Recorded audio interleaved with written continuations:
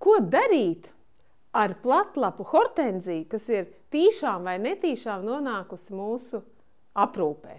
Kāds ir uzdāvinājis, vai mēs esam paši izdomājuši, ka mēs gribam šādu te rūpju bērnu savā dzīvē? Šis video būs gan stāsts, vai tu gribi to saglabāt uz ziemu vai negribi, un kāds ir tās sekas. Un pirmā daļa būs, ja mēs vēlamies viņus saglabāt podā, un otra daļa būs, ja mēs vēlamies viņas saglabāt dārzā un kādā veidā viņas mēs ieziemojam. Tad ķeramies pie pirmās daļas. Vispār, kas ir platlapu hortenzija?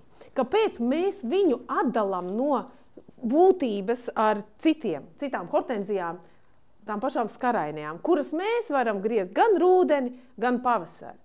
Šīs skarainās hortenzijas, iesācējiem pateikšu, tās nav tāpēc, ka viņas ir skarainas. Nē, tās ir tās trīsstūrveida baltās, kas pēc tam maina vai nemaina tonu uz rudeni. Tās ir ļoti vieglas, kopjamas, tās ir tiešām daudz ir informācijas, bet šīs platlapu hortenzijas, tā ir vesela grupa atsevišķi izcelta, tāpēc, ka viņas savus ziedu pumpurus uz nākamo gadu šobrīd ir saveidojuši šeit, uz šiem te necilējiem un tādiem mazliet jau uz ziemu veidojušiem zariem. Tas pats attiecas ar šo skaistuli ozolapu hortenziju, un arī vēl ir tādas robainās hortenzijas. Kur ir tā bēda? Ja mēs viņu nesaglabāsim uz ziemu, tieši zariņus, tad šie te visi pumpuru aizmetņi uz nākamo gadu aizies bojā, un mums būtu tikai ļoti skaists krūms. Tātad mēs saprotam to, ka ir hortenzijas, kuras veido ziedus uz. Mēs nogriežam un pavasarī atkal viņas tur izveidos uz saviem jauniem dzinumiem skaistus ziedus. Un tad ir šīs te, kurā mēs glabāsim. Ļoti būtiski ir zināt arī to, ka pēc savas fizioloģijas šie paši krūmi īsti nekad nenosalst sakņu sistēmu, jo parasti, ja tās nav pavisam kaut kādas, kaut kādas maksimā, piedodiet, bet kaut kur tādās vietās piektajās augi, tad parasti viņiem ir kaut kāda šī te salcietība un pats augs nenosals. Sakne izturēs pat mīnus 27, pat 34 grādus, bet augšpusīte sāks salt tad, kad mums būs ārā mīnus 12, 15 un 17 grādi. Ko tas nozīmē? Tas nozīmē, ka līdz šiem 12, 15, 17 grādiem mums ir jānosargā šie te zariņi augšā. Ja jūs tagad, kamēr ir lapas, sāksiet viņus sekt, tad jūs viņus nopūdēsiet. Ja? Un līdz ar to šī visa sekšana mums patiesībā tiks atlikt uz to brīdi, kad lapiņas nobirs. Tas ir numur 1.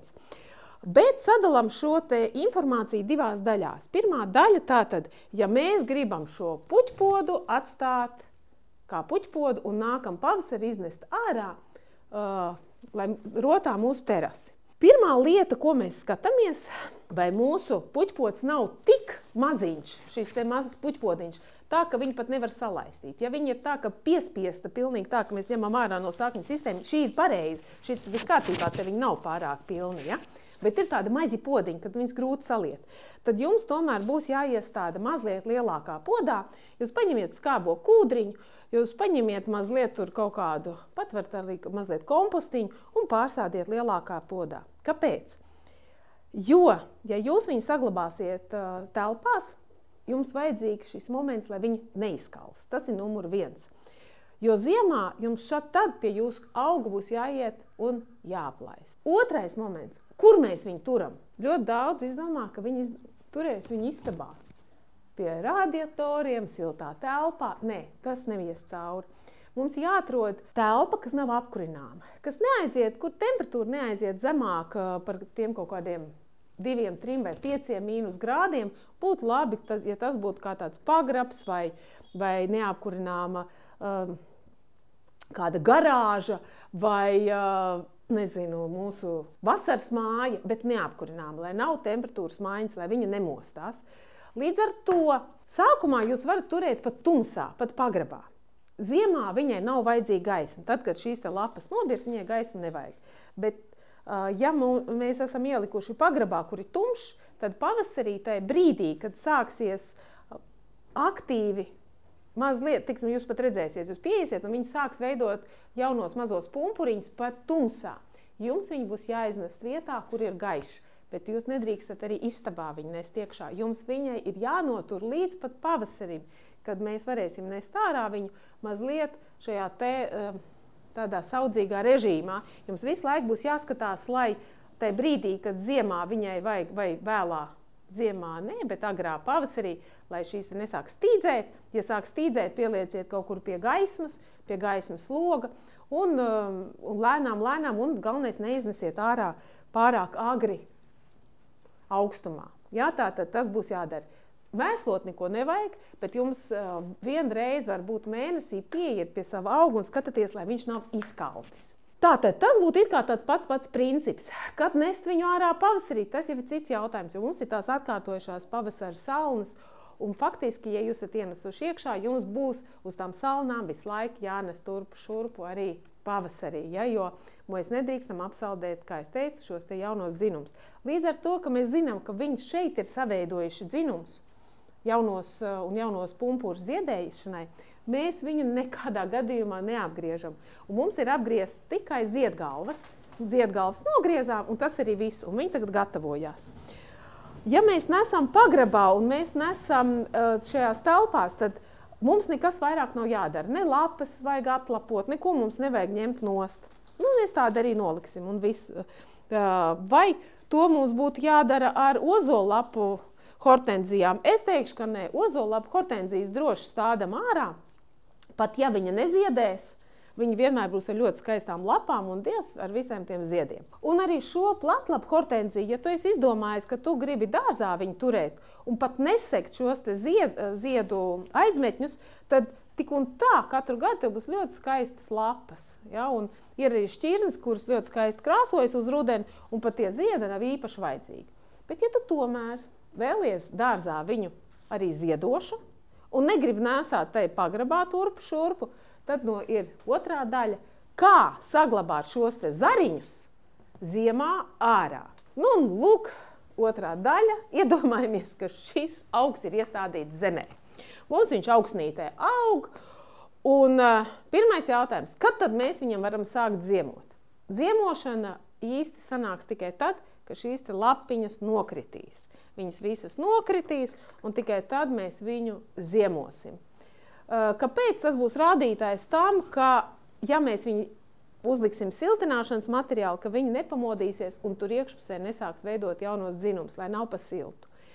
Šobrīd ir 24. gads rudens, un mūsu rudens Pierīgā rāda, ka vēl 2 nedēļas būs samērā silts, būs pat 13-12 grādi. Līdz ar to mēs nevaram viņu kārtīgi noziemot. Mēs varam tikai veikt savus pirms ziemošanas darbus, sagatavoties, visu materiālu sagatavot, un tad, kad būs jau tie pirmie mīnusiņi, un dienā tur var būt 1, 2, plusā 3, tad mēs iesim un izdarīsim visu līdz galam. Tātad, ko mēs šobrīd daram? Mēs ļaujam viņai nobirt lapas viņai.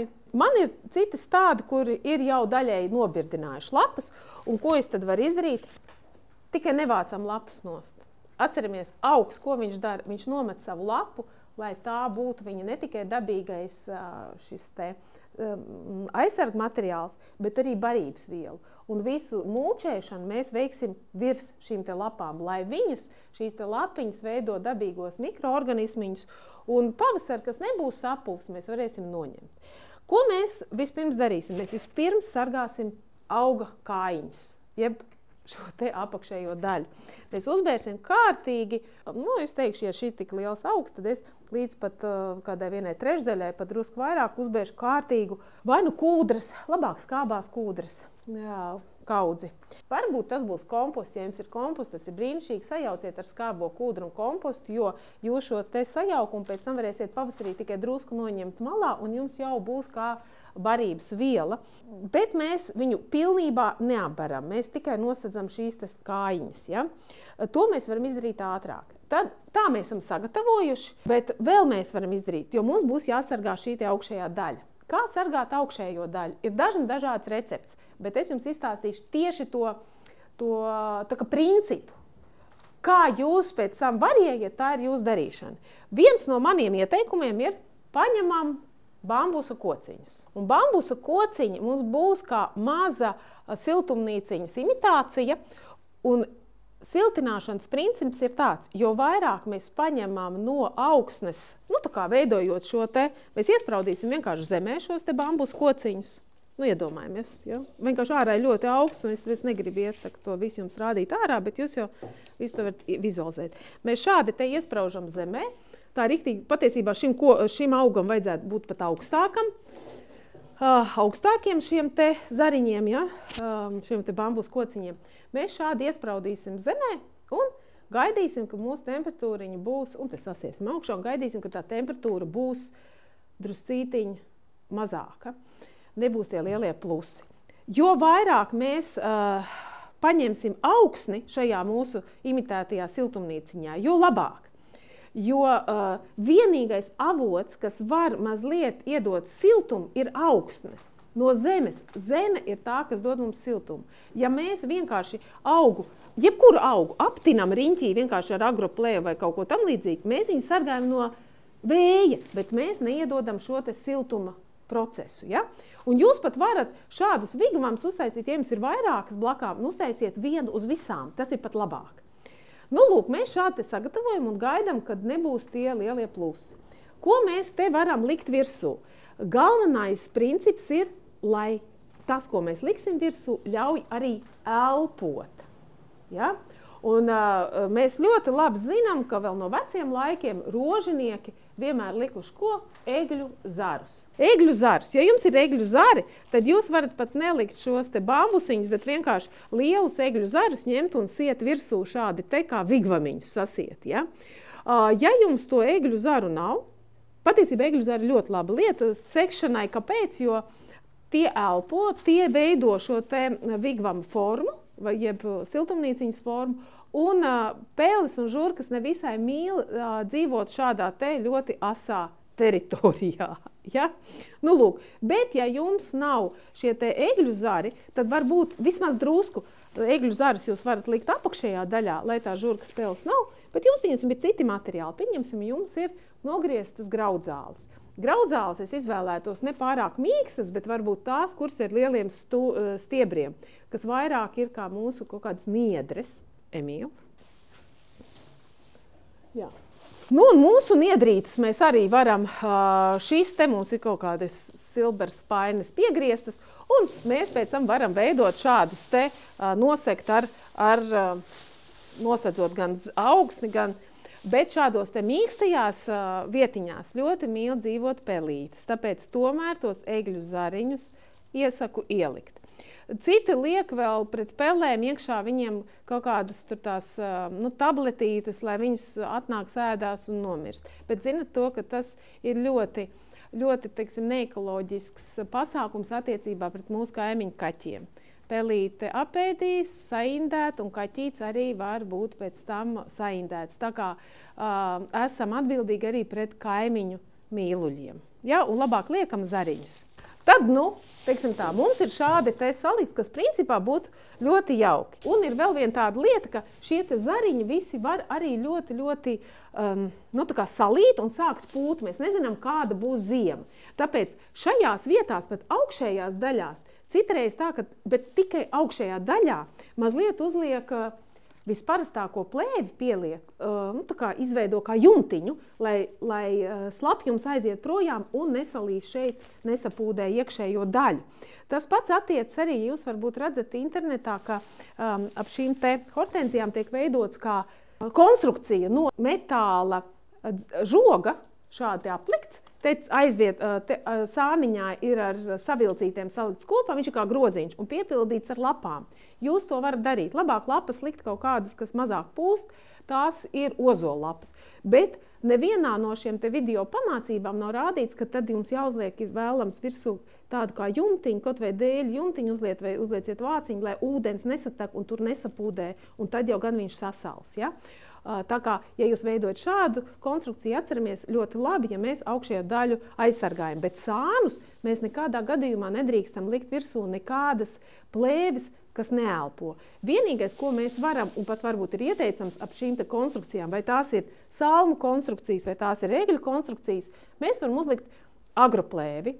Agroplēvi, to balto agroplēvi, un ņemat diezgan biezas šīs te biezu to mikronu, lai viņš ir tāds riktīgi biezs, nevis caurspīdīgs. Vai arī man pašai ļoti patīk ēnplēve, zaļā ēnplēve. Emīl? Nu, lūk, ir šī te zaļā ēnplēve, kas brīnišķīgi laiž, viņa elpo ļauj, un pat 2 kārtās uzliekot virsū šai te konstrukcijai, mēs esam viņu riktīgi iepakojuši. Viņa elpo, un te augšpusītē tomēr uzliekam pret ūdens iekļūšanu. Tāpat kaut kur iekļūs, bet viņa neizpūs pa taisno. Bet iespējams, ka jums nekas no šiem dabas materiāliem iepriekš nosauktiem nav. Tad paliekam šajā te vienkāršajā variantā. Šos mēs aizmirstam, šī mums nav. Mums paliek tikai sagatavotā konstrukcija. Šo te sagatavoto konstrukciju mēs atstājam līdz brīdim, kā es teicu, kurā būs šie te mīnus naktī, pirmais mīnusšķiņš un mazlietiņ sasal zem. Mēs nopērkam laicīgi jau. Mēs esam jau sabēruši kūdriņu laicīgi, ja? Bet kopā, ko es teicu, ar visu to kompostiņu, vai, ja jums nav kompostiņš, tikai kūdriņi, tas ir obligāti. Mēs nopērkam agroplēvi, baltā agroplēve, visbiezākā šī te iespējamais variants, tā, ka jūs cauri neredzat, ja jūs uzliekat, viņi neredz cauri, un pat jūs varat uzlikt 3 kārtās pa virsu. Ja? Viņa elpos, bet viņa mazliet saturēs šo te zemes siltumu. Ja jums ir iespēja, tad jūs tomēr varat šo zaļo ēnplēvi vēl arī virsū uzlikt. Tas ir jo sevišķi attiec uz tām ļoti jūtīgām šķirnītēm. Patiesībā to, ko es tikko pateicu par šo te aizsargāšanas formu, tā attieksies arī uz mūsu persikociņiem, tikko iestādītiem maziem nektarīniņiem vispārējo, uz ļoti mazām magnolijiņām, kuras jūs esat nopirkuši pa lētu naudu, tur 20 eiro vērtībā, maziņas tādas tieviņas, viņas, lai arī pēc savas būtības ir salcietīgas, viņas pirmos gadus 2 vajadzētu šādi te piesekt. Un ejot tālāk, mazliet advancētākajā šajā idejā, mēs zinām, ka ir arī tādas platlapu hortenzijas, kuras zied gan uz vecajiem, gan uz jaunajiem dzinumiem. Ja, tātad ir arī tādas. Jums jāsaprot vēl viena lieta. Mums ir ļoti dažādi reģioni, un dažādi viņus uzvedās. Viena recepte nav uz visiem. Pieņemsim, Kurzemē varbūt tiešām uz jaunajiem dzinumiem ziedēs tikpat spēcīgi un skaisti kā uz šiem te nosargātajiem, bet es jums ieteiktu, ja jūsu reģionā ir bargāka ziema, sekt arī tās, kuras zied uz jaunajiem dzinumiem. Tās ir ļoti daudz šķirnes, bet varbūt varat ne tik traki piesekt, bet druscītiņi pasargājat. Arī šo skaistuli ozolapu hortenziju, šī ir burgundiete, viņa ļoti agri vasaras jau beigās veido sarkanās lapas, un ja mums ir nosargāti ziedi, tad uz šīm sarkanām lapām ir skaisti balti ziedi. Protams, ka mēs viņus gribam. Ja mēs tādus gribam, tad ir to vērts viņu kaut mazliet pasargāt. Kaut gan vēl ir viens ieteikums, ja jūs negribat ļoti sekt tās šķirnes, kuras mēs varam sekt, gan nesekt, iestādām viņu zem lieliem kokiem, zem lieliem skujkokiem, zem lielām eglēm, priedēm. Visdrīzāk pēc daudziem gadiem viņas pat bez visas sekšanas ziedēs katru gadu. Šis bija stāsts par platlapu hortenzijām, ozolapu un seratām, un ir vēl dažām citām. Bet zinām, ka šādi te nemokam un netinām pasarg Dievs mūsu skarainās. Tad jūs viņus nomocīsiet, nopūdēsiet un vispār nomocīsieties paši. Uz tikšanos nākamajos video Dārzā zem saules!